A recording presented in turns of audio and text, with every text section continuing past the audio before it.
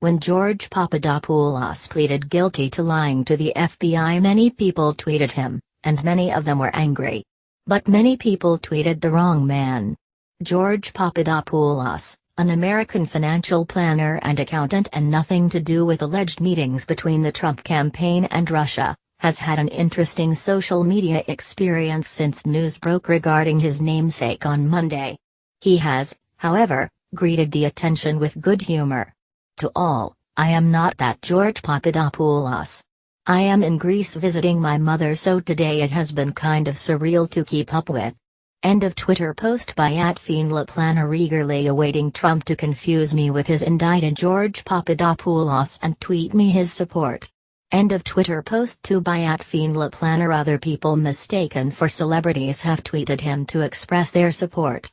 Michael Bolton, who happens to share the same name as the balladeer, commiserated. "I feel your pain, brother." End of Twitter post by @Michael Bolton. However, James Taylor, not the former England cricketer but sometimes confused with the singer-songwriter, chipped in with the idea of forming a bootleg band. "Hey @Michael Bolton, we should record together, man." End of Twitter post by @JamesTaylor1. "So, when do we go on tour?" asked Mr. Papadopoulos, the accountant. "Let us go," replied Mr. Taylor, not the singer-songwriter. You may also like, similarly, other Twitter accounts which happen to share a name with the well-known have had their share of attention, positive and negative. While John Lewis, not the retail store, ended up with a series of personalized gifts, Joe Hart the comedian took a lot of criticism aimed at the England goalkeeper after his performances at Euro 2016. Edward Snowden's Twitter experience changed when his namesake, a former U.S. National Security Agency (NSA) contractor, leaked secret data to WikiLeaks and the media.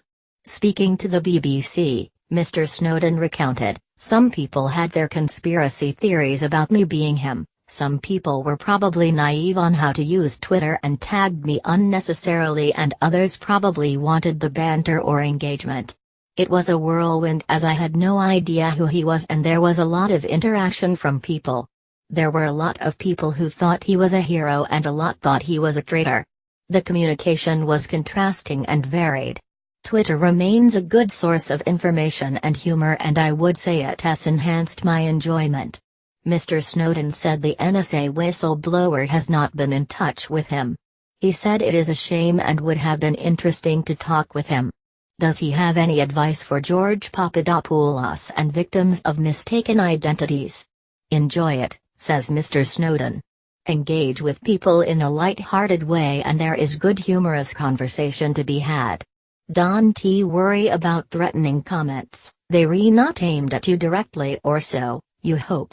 However, the final word should go to George.